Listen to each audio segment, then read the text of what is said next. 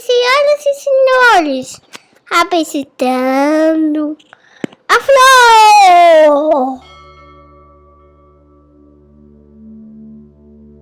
Olá, eu sou Júlio Pompeu e este aqui é o episódio número 27 do Filô. Eu sei, fiquei um tempo sumido, né? Um tempinho sem gravar episódios, mas olha, agora estamos de volta com força total. E nesse retorno, depois dessa paradinha, o nosso tema é um diálogo de Platão chamado Mênon. Mênon você também encontrará como subtítulo sobre a virtude. Na verdade, ele não fala só sobre a virtude. Alguns outros livros já aparecem como subtítulo sobre se a virtude pode ser ensinada. Então nós ficamos entre a virtude, o conceito de virtude, a ideia de virtude e do outro lado, sobre educação. O texto é tão rico em detalhes de dois temas tão importantes, educação de um lado, as virtudes do outro, que vale a pena nós perdermos mais de um episódio tratando só desse diálogo, só daqueles desdobramentos que cada detalhe do texto pode trazer para a gente. E olha como começa. Primeiro, quem é Mênon? Mênon é um estrangeiro, é um jovem seguidor de Sócrates, um discípulo de Sócrates, ou se você preferir, pode colocá-lo como um aluno. Agora, é o seguinte, ele não é só aluno de Sócrates, ele andou estudando com outros sábios, em especial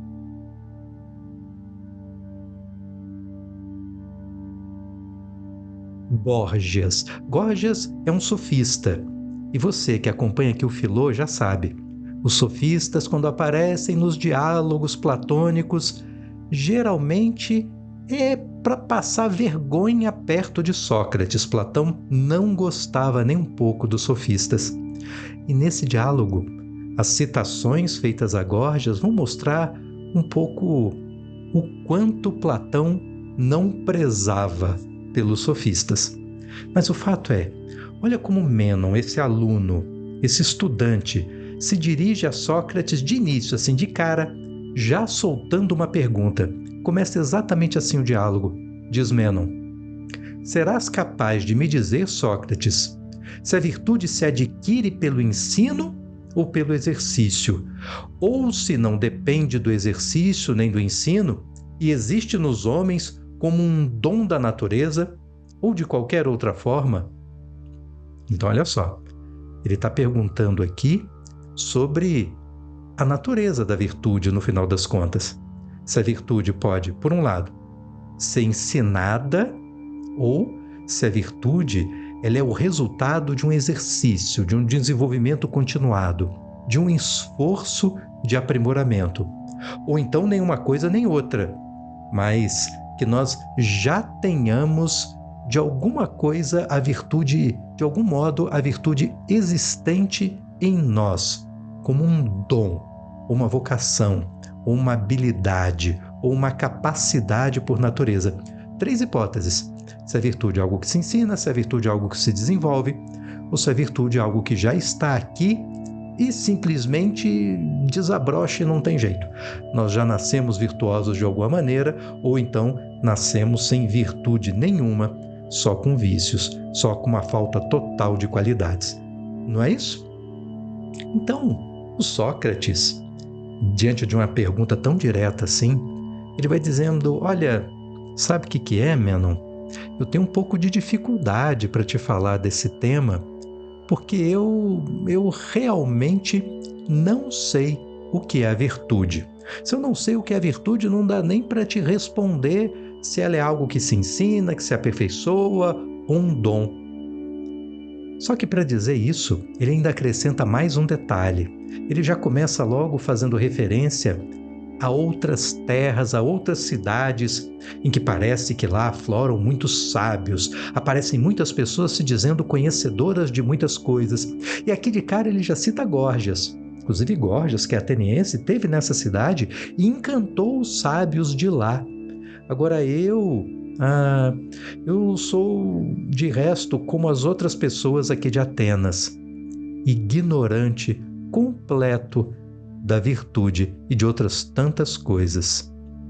E o Mênon: Sócrates, mas será verdade que ignoras em que consiste a virtude?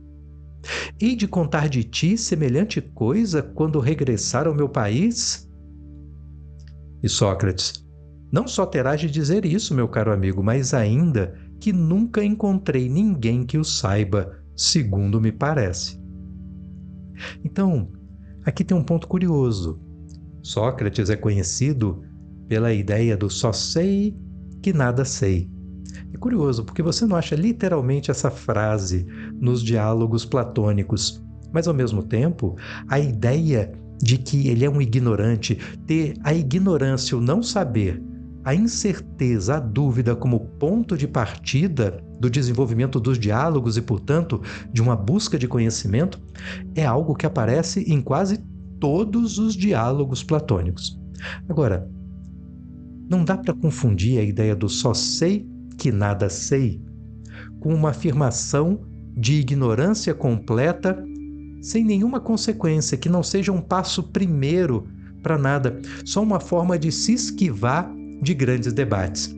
E aqui o Sócrates diz: olha, eu não sei nada, mas também não encontrei mais ninguém nessa vida que o saiba, como quem diz: olha, eu estou aqui na minha ignorância, viu? Mas não estou sozinho.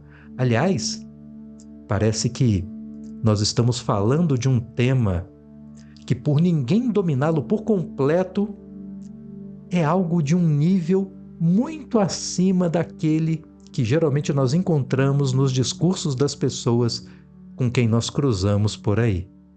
Então, repara, o só sei que nada sei é um ponto de partida de uma discussão, é um ponto de partida de uma disputa retórica, de um compartilhamento de ideias, mas que, de início, já levanta o sarrafo da discussão. Já diz: olha, eu não quero falar superficialidades, porque repetir o que os outros dizem é essa superficialidade. Mas aquilo que o conhecimento pode nos entregar, aquilo que ele pode nos proporcionar, aquilo que ele nos permitiria encontrar, esse conhecimento, esse eu não tenho e também ninguém tem. Então você já eleva de início o nível do debate, não é? E aí, o Mênon: mas como assim? Não viste Gorgias quando ele esteve aqui? Ou seja, já passou a bola para o antigo professor dele. Você não sabe nada da virtude e nunca encontrou ninguém que soubesse. Mas você não viu Gorgias? Gorgias esteve aqui e falou da virtude.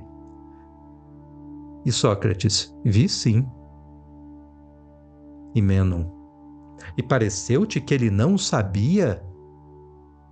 Olha, eu não me lembro bem, Mênon.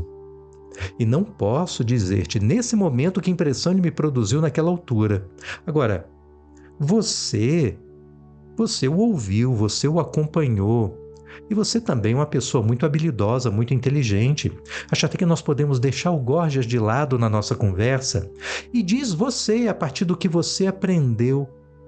Fala para mim o que é a virtude, para que a gente possa, pelo menos, começar a nossa conversa. Então, repare o que Sócrates está fazendo.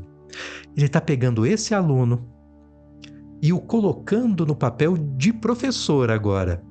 Eu não sei nada, mas já que você diz que sabe, você vai me ensinar o que é a virtude. Ensino que eu sei, você vai repetir aquilo que Gorgias te falou. Você vai falar a partir das conclusões que você tirou do discurso de Gorgias. E Mênon não titubeia, ele aceita. É aquele aluno meio CDF e que está absolutamente convicto da própria inteligência.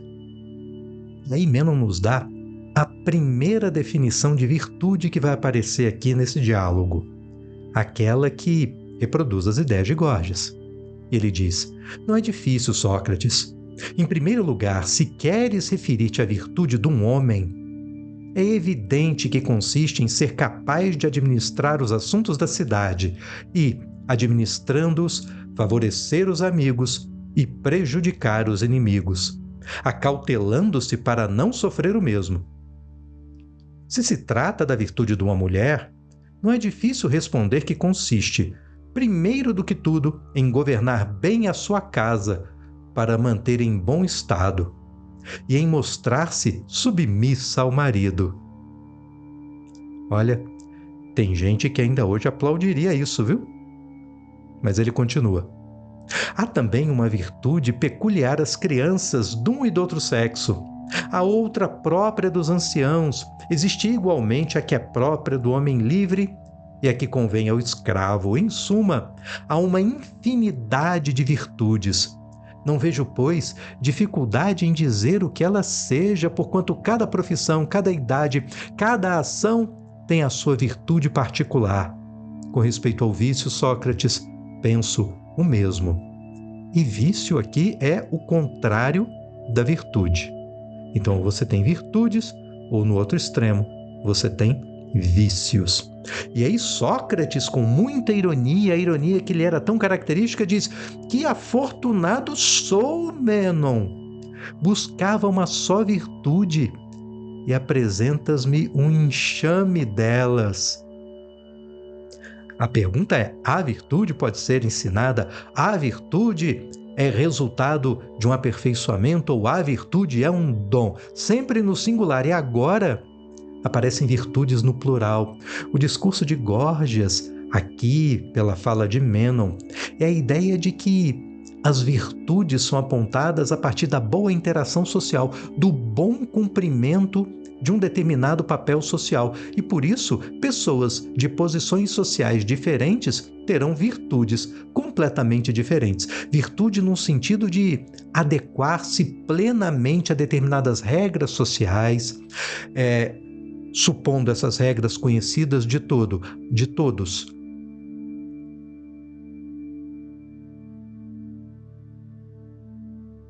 Adequar-se, portanto, às expectativas sociais, uma vez que as regras sejam conhecidas por todos de tal maneira que não só as sigam, mas esperam dos outros que as sigam também. Então, uma pluralidade de virtudes. E o Sócrates diz: nossa, que maravilha!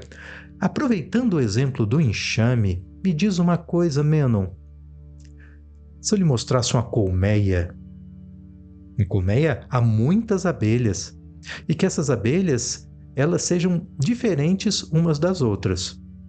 Umas são maiores, umas fazem, não sei, talvez um zumbido mais alto do que a outra. Tem pequenas particularidades que as tornem diferentes umas das outras.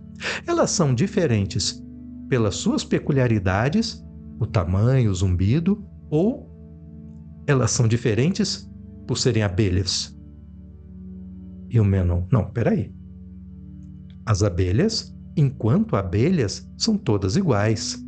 O que as diferenciam são outras características. Pois é. Então, olha só.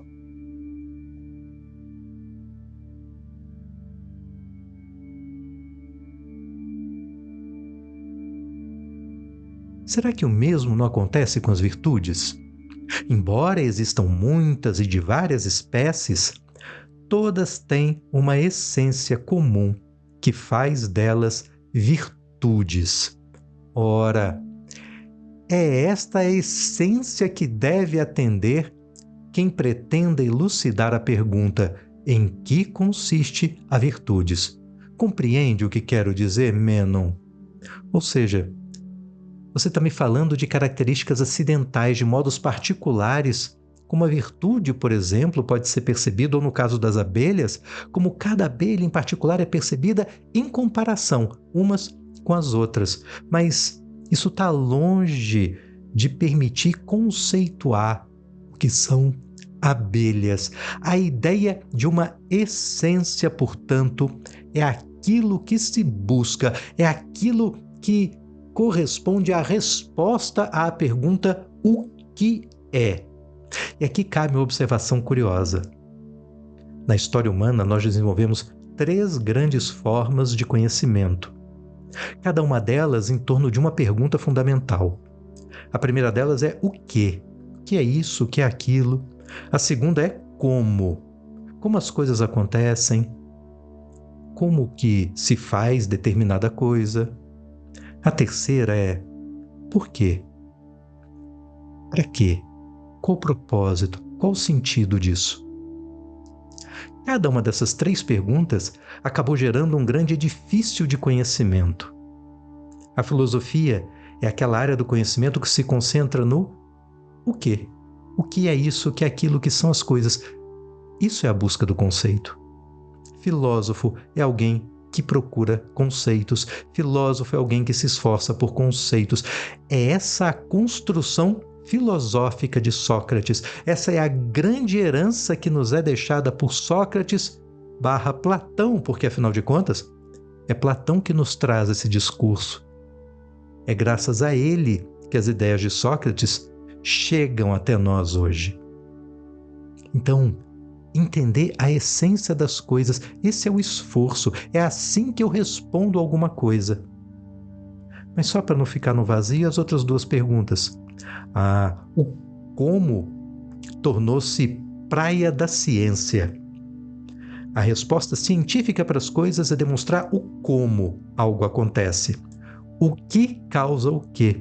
Se você pede a um cientista explicação para alguma coisa, ele lhe dará a explicação apontando a causa da qual o objeto que se quer conhecer é efeito, ou então o contrário, qual é o efeito causado por aquilo que se está a estudar. Isso é ciência, é responder como alguma coisa acontece. E a terceira, do propósito, da finalidade, ficou com a teologia, que não é só o estudo de Deus, mas é o estudo mesmo de um sentido, de um significado, de um propósito primeiro, ou uma finalidade última para todas as coisas. O curioso é que, nesse momento da história, na Grécia Antiga, não havia essa divisão. Tudo é filosofia, tudo é busca de conhecimento, e todas as perguntas são pertinentes. O que, como e por quê? Mas Sócrates é aquele que vai se concentrar na ideia do conceito e, portanto, tentando responder sempre a pergunta o que é alguma coisa. Por isso que todo diálogo, ele sempre, ou no começo, como acontece com esse, Mênon, ou pouco depois das frases introdutórias, já vem uma pergunta: o que é tal coisa? É sempre assim, uma busca de conceito. Então, tudo aquilo que se vai falar de aprendizagem, de educação, de busca do conhecimento daqui para frente, saiba, é uma busca de conceitos, e não da compreensão de causalidades, e nem da compreensão de um significado ou de um propósito para as coisas. Deu para entender? Essa é a praia da filosofia. Agora que Sócrates colocou a questão do conceito, ou literalmente como aparece nessa tradução, da essência do que vem a ser a ideia de virtude, agora ele pode dar um passo à frente. E o diálogo vence a questão das múltiplas virtudes, ainda comparando com as abelhas, dizendo, olha, são características acidentais, mas a essência é aquilo que tem em comum a todas as abelhas, que as tornam abelhas e, portanto, o mesmo valeria para a virtude. O que há em todas essas virtudes em comum para que eu possa chamá-las de virtude? Aí sim, eu talvez encontre a essência da virtude. E aí o Sócrates faz a seguinte pergunta, olha só, Mênon, é possível administrar bem a cidade, uma casa ou qualquer outra coisa, se não administrarem de maneira sábia e justa? Lembra do exemplo que Mênon deu, do conceito que Mênon deu, em que a virtude do homem é administrar bem a cidade, da mulher é administrar bem a casa. Então ele retoma, Sócrates, na sua pergunta, os mesmos exemplos, as mesmas afirmações do Mênon, o que é parte do método de Sócrates. Ele usa as ideias do interlocutor para conduzi-lo na conversa. E aí Mênon, não, por certo. Mas administrar de maneira justa e sábia não será praticá-lo com justiça e sabedoria? Pergunta Sócrates. E Mênon concorda, forçosamente. E Sócrates continua: logo, a mulher e o homem necessitam da mesma coisa para serem virtuosos, ou seja, justiça e sabedoria. Assim me parece. Mas então, uma criança ou um velho, se forem desordenados e injustos, poderão ser virtuosos? E Mênon: de maneira nenhuma. E se forem prudentes e justos? E Mênon concorda: aí sim, seriam virtuosos. E Sócrates: portanto, todos os homens são virtuosos da mesma maneira, atendendo a que o são pela posse das mesmas qualidades. E Mênon concorda: é claro, aqui no caso os homens, leia-se humanidade. Os humanos são virtuosos da mesma maneira, atendendo a que o são pela posse das mesmas qualidades. Mas olha que coisa curiosa aqui. Porque o Sócrates, ele vai falar da questão da justiça e da sabedoria. Já coloca aí duas palavrinhas que a gente aprendeu ao longo da história, já associar a grandes virtudes, ainda no plural. Mas o Sócrates, no seu método de busca de conhecimento, isso que vai ser chamado de maiêutica. Nós já vimos no episódio anterior aqui do Filô que a maiêutica é um parto, a arte de dar à luz as ideias, de fazer vir à luz uma ideia que esteja oculta, escondida num mar de incertezas, num mar de falsas certezas, mas enfim, algo que ainda não está claro para todos nós, está numa escuridão qualquer. Então, ele não só usa argumentos daquele com quem ele dialoga para conduzir a conversa, mas ele também faz um jogo de contrários. Ele dá o exemplo, dizer: mas olha, isso aqui não parece virtude, mas olha, a falta disso não parece o vício. Ele mostra uma forma de buscar o conhecimento, ou de se esforçar pelo conhecimento, de raciocinar, portanto, em que você não fica simplesmente afirmando uma ideia, você busca o seu contrário para tentar ver se você estava no caminho certo quando se concentrava numa determinada afirmação. Então, ele fala da virtude e busca o vício para ver se a falta delas, em sendo viciosa, não me mostra, pelo contrário do raciocínio, uma verdade. Às vezes a gente faz isso até levando para o absurdo, né? A gente pega uma hipótese e mostra o quanto ela seria absurda, e assim nós a deixamos de lado, assim ela se mostra falsa. Quando a gente exagera num ponto, quando a gente inverte. São todas características típicas da retórica, manobras típicas da retórica que os sofistas usavam tão bem e que Sócrates também usa. Sócrates é um crítico dos sofistas, mas no seu método maiêutico, usa exatamente os mesmos recursos, muitos dos estratagemas dos sofistas, porém com um propósito diferente. O propósito de Sócrates, você já sabe qual é. É a busca do conhecimento da verdade e não só persuadir e convencer os outros, que era aquilo no qual os sofistas muitas vezes se esforçavam. Então, o que diferencia o Sócrates e a filosofia que ele cria da sofística que ele combate não é o método, não é a forma de pensar, não é a forma de dialogar, não são os estratagemas que se usa para conduzir o pensamento. A diferença está no propósito, e isso é um ponto muito importante. Para se falar de conhecimento nesse nível mais elevado, nesse nível de sarrafo alto que Sócrates coloca em todos os seus diálogos, a questão é não só partir da ignorância, mas o que te move a partir desse ponto de partida da ignorância? O que faz você buscar o conhecimento? É de fato um amor à verdade? É de fato uma vontade de saber? Aquela curiosidade que te move e ao mesmo tempo, usando aqui um estratagema retórico de Sócrates, a falta de resposta te incomoda, sabe? É para fugir de um incômodo? É para encontrar algo ou algo ainda mais elevado mesmo? De ter o conhecimento como um propósito da tua existência, não é? O que te move em busca do conhecimento? Isso vai fazer toda a diferença.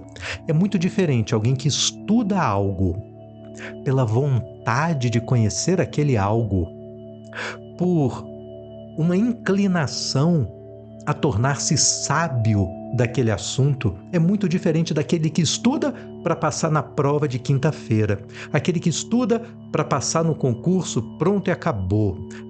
Quantas vezes ao longo da minha trajetória acadêmica, eu criança, pegava um assunto que eu achava chatérrimo, insuportável, estudava como um suplício só para fazer a prova, e assim que a prova acabava, olha, parece que dava uma amnésia de tal maneira que eu não conseguia sequer dizer para os outros o que foi que me perguntaram na prova. Eu esquecia não só do assunto estudado, mas até da prova, porque todo o esforço foi feito única e exclusivamente para superar um obstáculo. Uma vez superado, tchau. O que Sócrates mostra com a ideia da filosofia é que o que move o filósofo em busca do conhecimento não é algo prático, objetivo, datado, pontual. O que lhe move é um amor, o amor filia pelo conhecimento. E isso faz toda a diferença em termos de profundidade, em termos de eficiência na busca dos conceitos, em termos de desenvolvimento de uma sabedoria para a vida. Sim, porque sabedoria é algo ligado à vida, a saber viver de uma forma geral, e não só saber superar um ou outro obstáculo pontual. Bom, esse foi o nosso ponto de partida. Essa foi a nossa primeira parte sobre esse diálogo riquíssimo chamado Mênon, que fala de virtude e fala também de educação. Até a próxima quinta-feira, no próximo episódio do Filô, onde nós continuaremos esse nosso diálogo Mênon. Um abraço